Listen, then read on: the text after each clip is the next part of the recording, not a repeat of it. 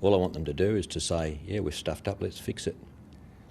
But it's not on. They don't give a damn. I certainly don't think it's a way to do business. These people say for a communications giant, Sensis has a communication problem. They're abusing their monopoly and they're picking on me, a small business bloke. Newcastle businessman Bruce Williams is suing Sensis for thousands of dollars of lost business after they printed the wrong number for his business in the Yellow Pages. It cost us sales somewhere in the order of about $130,000. Bruce had two listings, one in the Newcastle book, another in a regional directory from the mining town of Muswellbrook.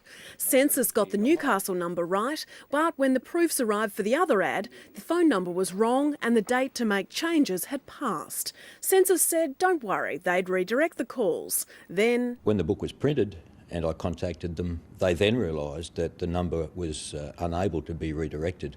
So I rang the number and it just dropped out. So I rang Telstra Inquiries, and the response at Telstra Inquiries was that the phone number had been disconnected and probably the business had closed down. Bruce says he was happy to pay for the right ad but refused to pay for the wrong one. He claims Sensis told him pay for both or they wouldn't run either ad the next year. I have a limited chequebook, they have an unlimited chequebook. But it became personal. The day they blackmailed me and said, unless you pay for our mistake, unless you pay for the product that we have not delivered, we will not run your major advertising program next year. Bruce begrudgingly paid, then launched legal action. Their business model for customer service is appalling.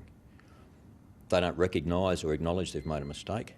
They make no serious offer to make it good. I've never rung up any form of consumer program before and said people need to know, but this was last week. I was angry then, I'm angry now. Lawyer Judith Fordham claims Sensis staff were rude, sarcastic and pushy when they rang her about her listing. They wanted to know if she wanted to now pay to have an abbreviation of barrister after her name, a service that used to be free.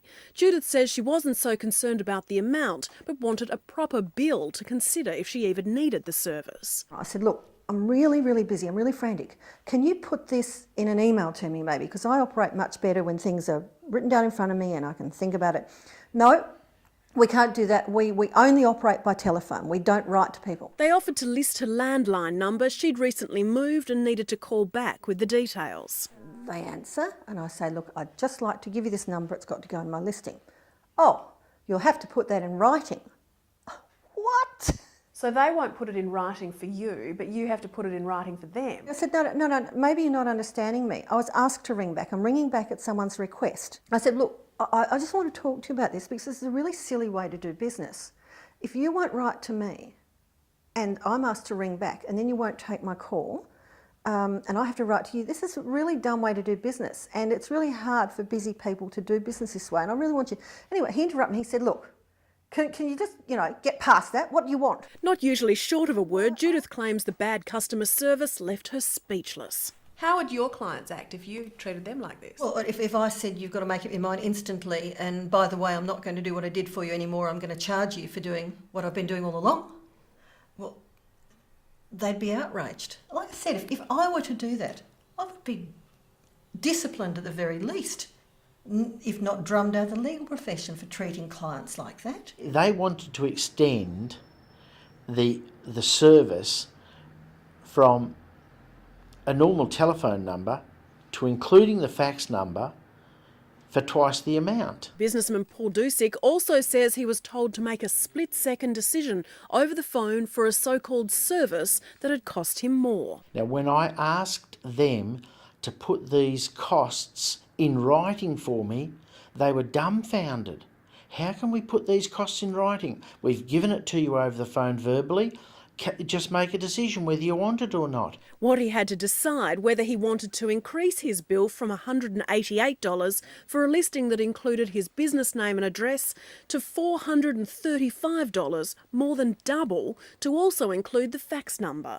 Paul says they had him over a barrel. If there was another white pages, I would get another quote in writing and I would determine which carrier I would go with. As it is now, it's pointless getting another quote because There's no other ones about. There's only the white pages. Whether you're a government monopoly or a small business, the rules are the same.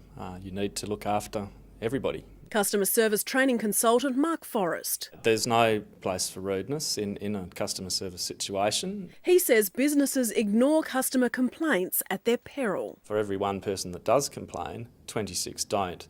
Of those 26 people, if they each told another 20 people that they didn't like or have a positive service experience, that's potentially 540 people that are alienated from your company. Sensis wouldn't discuss these cases on privacy grounds, but in a statement, the company said it takes all customer concerns seriously, that it has a very open and transparent claims process, and that it has a strong track record of providing high-quality service. If I treated customers the way Sensis treated me, I would not be in business. If they didn't have the monopoly on the white pages, I tell you what, I would avoid them like the plague.